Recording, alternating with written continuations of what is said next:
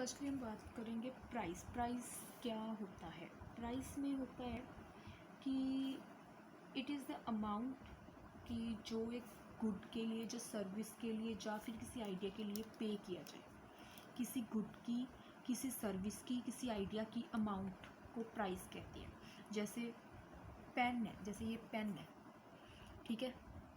इस पेन का प्राइस, इस पेन की अमाउंट कि ये कितने रुपए का, मान लो ये 10 रुपये का पेन है तो ये इसका प्राइस होगा इस पेन का, ठीक है।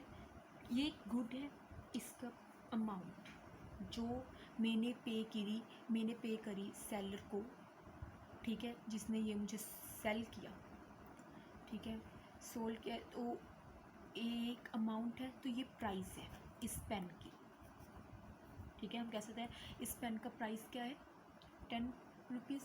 तो अब प्राइस इज द अमाउंट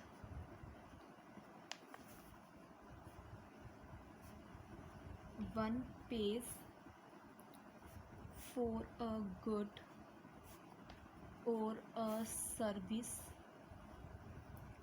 और an idea. Understand? Price is amount for which a product, a service and idea is exchange। कि प्राइस एक अमाउंट है जिसके बदले में कोई प्रोडक्ट, कोई सर्विस या फिर कोई आइडिया एक्सचेंज हो सकता है। मींस कैसे कि आपने मतलब इतनी अमाउंट दी इस आइडिया के लिए। अब बिज़नेस में क्या होता है, बिज़नेस में यही चीज़ होती है, ठीक है। उसमें आइडियाज़ का भी एक्सचेंज होता है प्राइस के हिसाब से कि इस जो ये आइडिया, इसकी वैल्यू इतनी होगी उस हिसाब से। तो हम कह सकते हैं price is the amount for which a product, a service और एन आइडिया इज एक्सचेंज्ड, ठीक है जी, और ऑफर्ड फॉर सेल। कि जो सर्विस ये सब एक्सचेंज होता है और इसके सेल के लिए ऑफर किया जाता है, ठीक है, regardless of its worth and value, regardless of its worth or value to the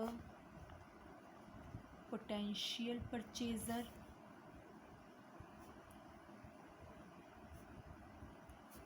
Without price there is no marketing in the society।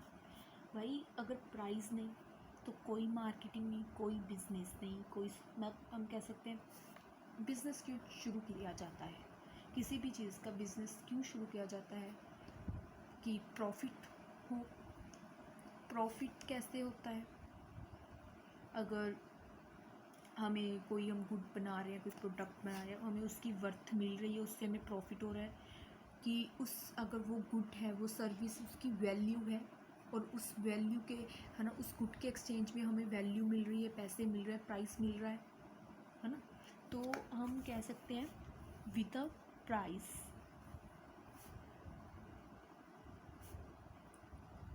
There is